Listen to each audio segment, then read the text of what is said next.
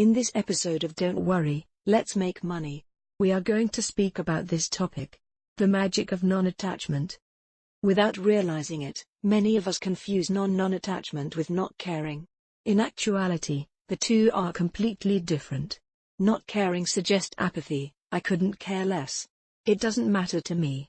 Non-attachment, on the other hand, means, I'll do everything possible, I'll put the odds in my favor, I'll work hard and concentrate. I'll do my best to succeed. But, if I don't, that's okay, too. Being attached to an outcome, holding on, takes an enormous amount of energy, not only during an effort but often after an effort is complete, after you've failed, or been let down, or were dealt a bad hand. Being non-attached, however, creates emotional freedom. It means holding on tightly but letting go lightly.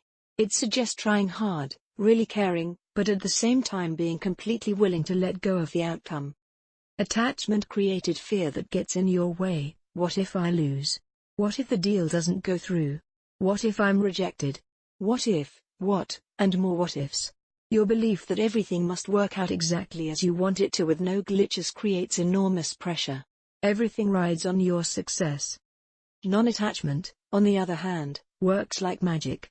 It allows you to have fun in your efforts, to enjoy the process.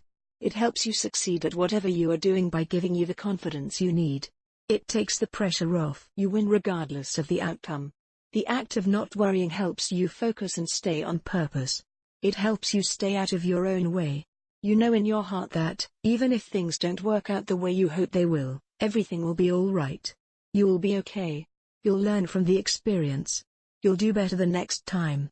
This attitude of acceptance helps you move on to the next step in your path. Rather than being lost or immobilized in disappointment or regret, you simply move on, with confidence and joy.